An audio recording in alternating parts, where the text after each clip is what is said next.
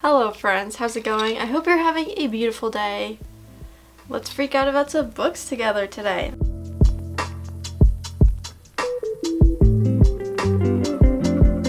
I'm so excited about this video.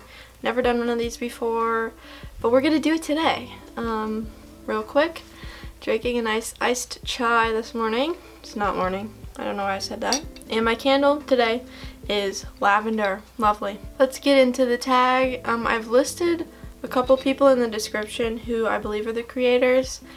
I found that information on a random blog post, so I hope that it's accurate.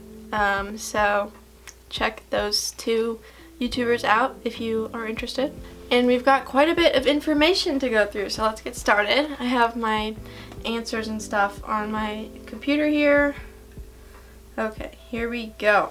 The first prompt is the best book you've read this year, and there's just no way I'm going to be able to choose. So I'm just going to scroll through all the books I've read this year and list off a few of my 5-star reads. Let me know if you see a pattern. Okay, let's start with Heartstopper, Red, White, and Royal Blue, Last Night at the Telegraph Club, The Invisible Life of Addie LaRue, Seven Husbands of Evelyn Hugo, and One Last Stop. A few other ones that don't really follow the pattern. Untamed by Glennon Doyle is a memoir, and it was incredible. Loved it. And Between the World and Me by Ta-Nehisi Coates, another memoir. That one was more specifically about being black in America. So if you haven't read that one, I would highly, highly recommend that one. All the rest that I just listed are also amazing. Obviously, because I rated them 5 stars. Well, I think they're amazing. So hopefully you will as well. Alright, the second prompt is the best sequel you've read so far this year, and I think I've only read 2 different series. I read a lot of the books in the Grishaverse, and then the one that I'm choosing for this is the sequel to Heartstopper because, oh my gosh, it was so cute. If you're not familiar, Heartstopper is a graphic novel series by Alice Oseman, and it is a romance, MLM romance? Do people say that? I don't know. It's between Charlie and Nick, and they're so cute. So, highly recommend that one if you haven't read it. I feel like anybody will like it, even if graphic novel is not your favorite way to consume books, I guess. I love it. It's so cute. So, that's the best sequel I've read this year.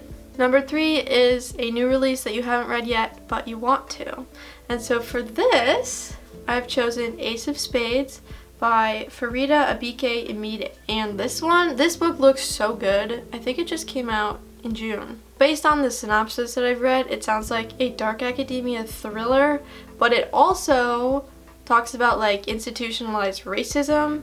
So I'm guessing we're going to cover some of the issues with dark academia, which is always good.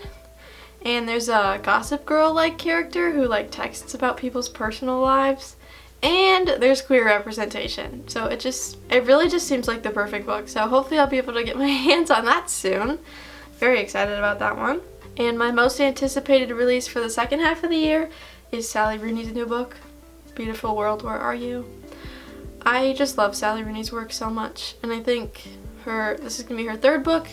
And I believe that it is another like contemporary about new adults and just like growing up and being an adult and stuff and how scary that is. So very much looking forward to it because I have absolutely loved her other 2 books. Oh, I should have grabbed them. I loved her other 2 books, Normal People and Conversations with Friends, so much that I actually decided to study her as part of my senior thesis. So very excited about her 3rd book. My biggest disappointment. This one is really sad.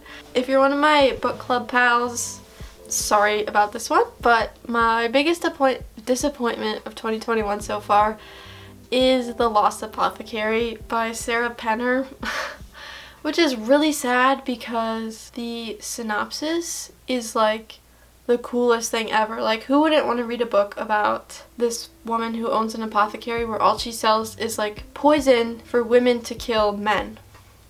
That sounds so interesting. That's not the only thing she sells, but like that's the majority of her business. But doesn't that sound so interesting? It was not, unfortunately. And you know how you can tell sometimes when like female characters are written by men This felt like that, but it was written by a woman, which is so sad.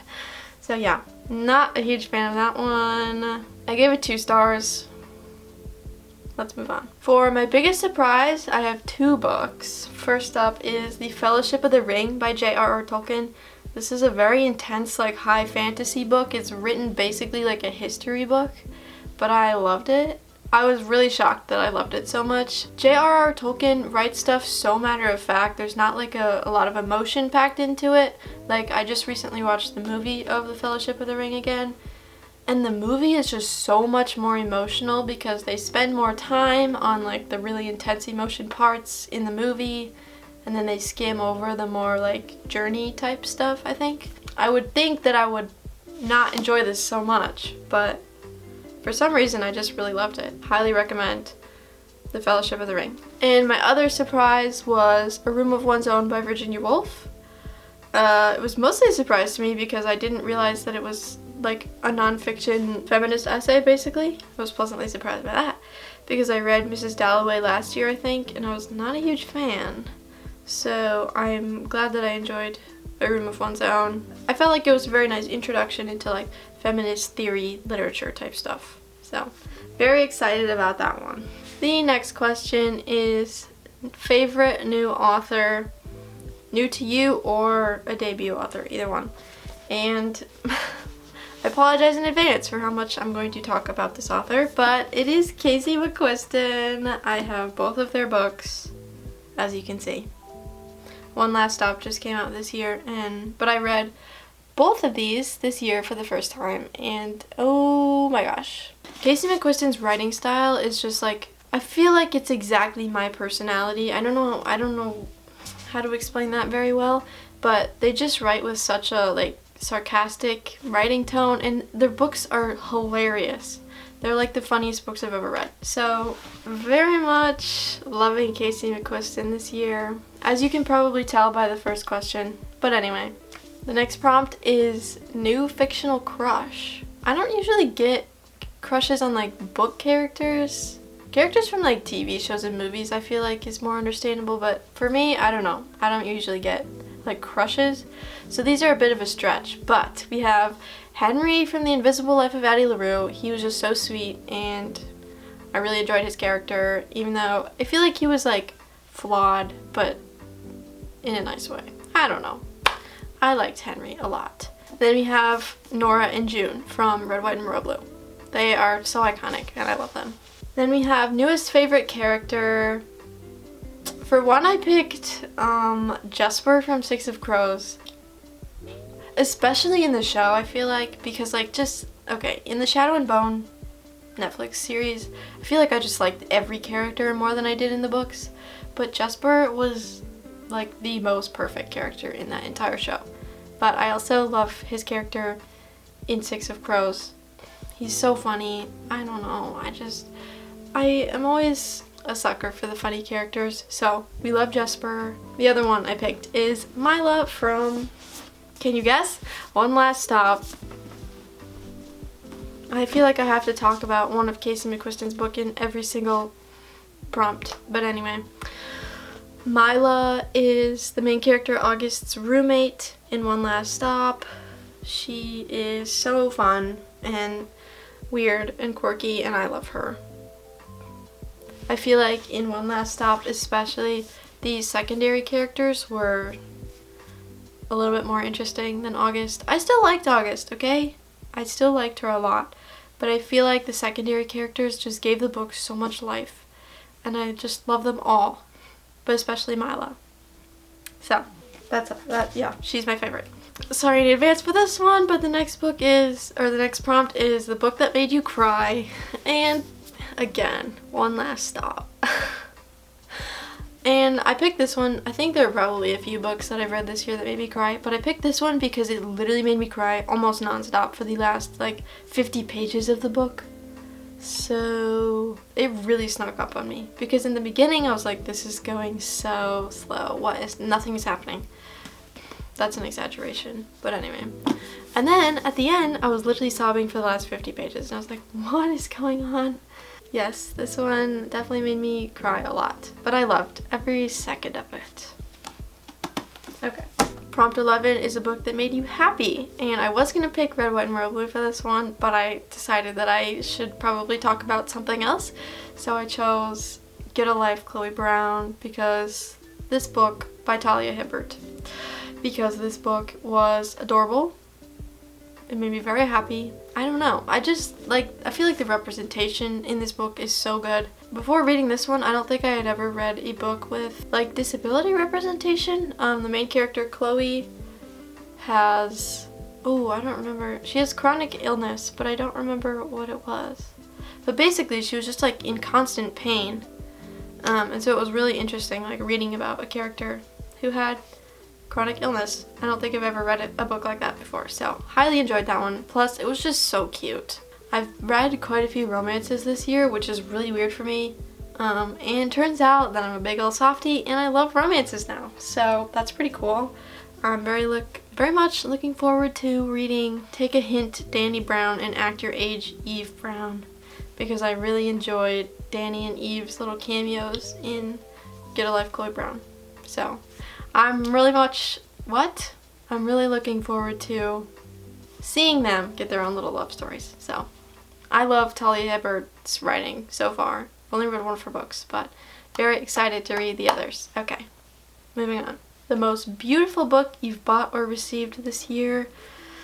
I feel like most of my books are like average, but the one I picked is The 100-Year House by Rebecca Makkai. I just feel like this cover is just so, I just really like the design style of it. I feel like it's, I like a nice, clean, simple, graphic type cover. I'm not really one for those like historical romance type covers, the really like intense, flowery designs. I like a nice, simple, bold graphic style. And the last prompt on here is, what books do you need to read before the end of the year? And there's an endless list of books there, but I picked a few off of my shelves just for kicks. These are like books I already have. Anyway, first up, Rebecca Makkai, The 100-Year House. Yeah, haven't read it yet, but it is pretty.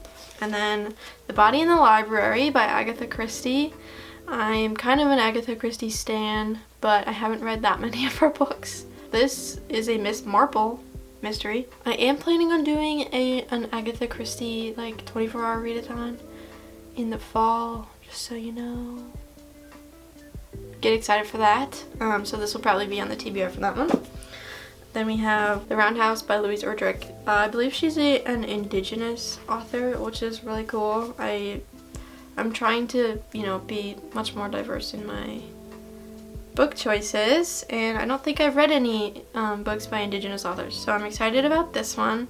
I found out recently that my university is like teaching an entire class on this author, so that's pretty cool. Then we have The Witches of Eastwick by John Updike. I'm a sucker for anything that just has witches in the title. I'd have no idea what it's about, so it'll be fun to find out. Hopefully I like it. And then last but not least, my queen, Jane Austen. How many times have I said that exact phrase on this channel? Mansfield Park by Jane Austen. I love Jane Austen, and I'm studying this book next year, so I have to read it soon. I would like to read it this summer. I love Jane Austen, and I'm excited to read this one. That's everything. I hope you enjoyed freaking out about books with me. Perhaps I should have yelled more. I don't know. Probably not. What am I saying? Okay, I should probably go take a nap or something, I guess. Anyway, thank you so much for watching this video. I hope you enjoyed it. If you did, be sure to give it a thumbs up and subscribe, because I would love to see your beautiful face here again next week for a new video. Go do something nice for yourself today, because self-care is important. And you better be taking good care of yourself. Go do something nice for yourself, and I will see you next Sunday. Bye!